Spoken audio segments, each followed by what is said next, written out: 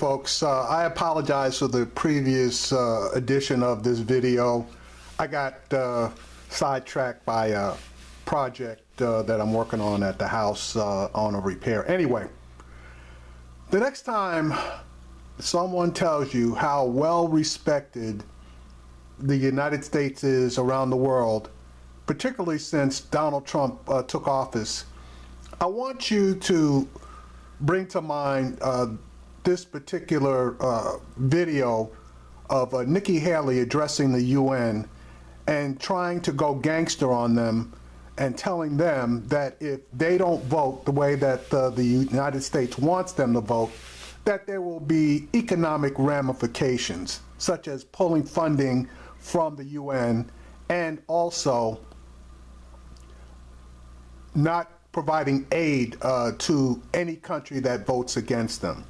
Now, I'm going to play the video of her speech, and then I'm going to show you exactly how much fear was put into the hearts of these delegates from the various countries. Here we go. Thank you, Mr. President. To its shame, the United Nations has long been a hostile place for the state of Israel. Both the current and the previous Secretary Generals have objected to the UN's disproportionate focus on Israel. It's a wrong that undermines the credibility of this institution, and that in turn is harmful for the entire world. I've often wondered why, in the face of such hostility, Israel has chosen to remain a member of this body. And then I remember that Israel has chosen to remain in this institution because it's important to stand up for yourself. Israel must stand up for its own survival as a nation, but it also stands up for the ideals of freedom and human dignity that the United Nations is supposed to be about. Standing here today, being forced to defend sovereignty and the integrity of my country, the United States of America, many of the same thoughts have come to mind. The United States is by far the single largest contributor to the United Nations and its agencies. We do this in part in order to advance our values and our interests. When that happens, our participation in the UN produces great good for the world. Together we feed, clothe, and educate desperate people. We nurture and sustain fragile peace in conflict areas throughout the world. And we hold outlaw regimes accountable. We do this because it represents who we are. It is our American way. But we'll be honest with you. When we make generous contributions to the UN, we also have a legitimate expectation that our goodwill is recognized and respected. When a nation is singled out for attack in this organization, that nation is disrespected. What's more, that nation is asked to pay for the privilege of being disrespected. In the case of the United States, we are asked to pay more than anyone else for that dubious privilege. Unlike in some UN member countries, the United States government is answerable to its people. As such, we have an obligation to acknowledge when our political and financial capital is being poorly spent. We have an obligation to demand more for our investment. And if our investment fails, we have an obligation to spend our resources in more productive ways. Those are the thoughts that come to mind when we consider the resolution before us today. The arguments about the President's decision to move the American Embassy to Jerusalem have already been made. They are by now well known. The decision was in accordance to U.S. law dating back to 1995, and its position has been repeatedly endorsed by the American people ever since. The decision does not prejudge any final status issues, including Jerusalem's boundaries. The decision does not preclude a two-state solution if the parties agree to that.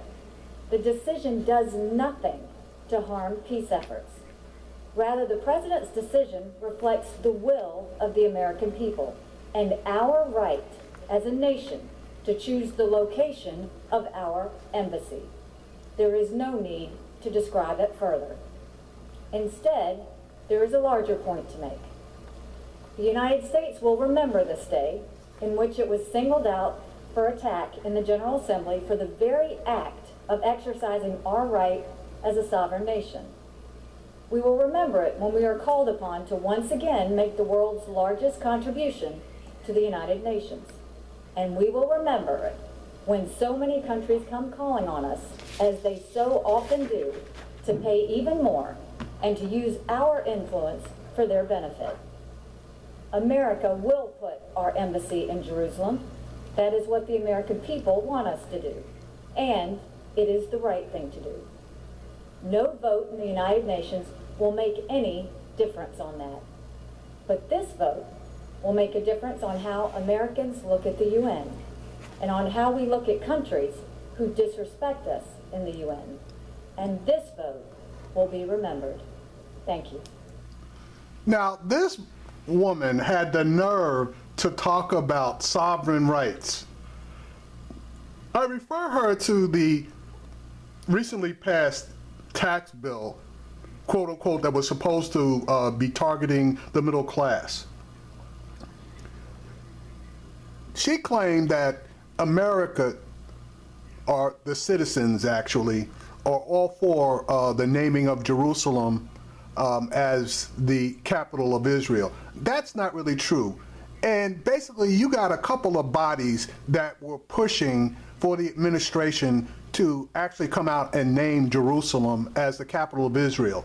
Specifically, that was that fat fuck in Nevada, Sheldon Adelson. He's a billionaire who owns a bunch of casinos. He's been up the ass on this one for a long time. And then you had Benjamin Netanyahu, who has been pressing for the U.S. to name Jerusalem as their capital. But the UN has long ago declared that there is no declaration of the state of Israel's capital being Jerusalem. That was to be bargained for between Israel and the Palestinians. And that would have been the last thing that would be bargained as far as a permanent peace treaty was concerned. But Donald Trump, being the jerk that he is, and being the novice that he is as far as international politics are concerned, decided to go along with Benny and Sheldon and light a fire which is going to create major issues in the Middle East, particularly given the fact that Egypt was against this, Jordan was against this, and these two countries are friendly, let us say, with Israel. They have acceded to Israel's existence, unlike a bunch of other Muslim countries in that area. Now, I refer Ms. Haley back to the recently passed tax bill that the majority of American citizens were firmly against. I refer her to the Affordable Care Act that the Republicans more than 50 times tried to repeal, that the majority of the American citizens are for. I refer her to the situation with the Dreamers, where the majority, 70% actually, of the American citizens are for granting them permanent legal status, but the Republicans do not want to provide them with that status. I'm wondering why she's jumping up and down so much about other countries that, as do we, have the right to disagree on various issues, and in particular, this particular issue. I refer you to the fact that Ms. Haley basically threatened countries that if they didn't go the way that we wanted them to, there would be ramifications. Take a look at this.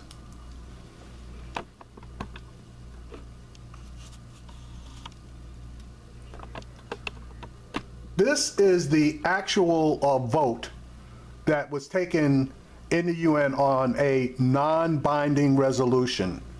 There were 9 countries that, along with the, 8 countries along with the United States, voted against the United States' action as far as declaring Jerusalem the capital of Israel.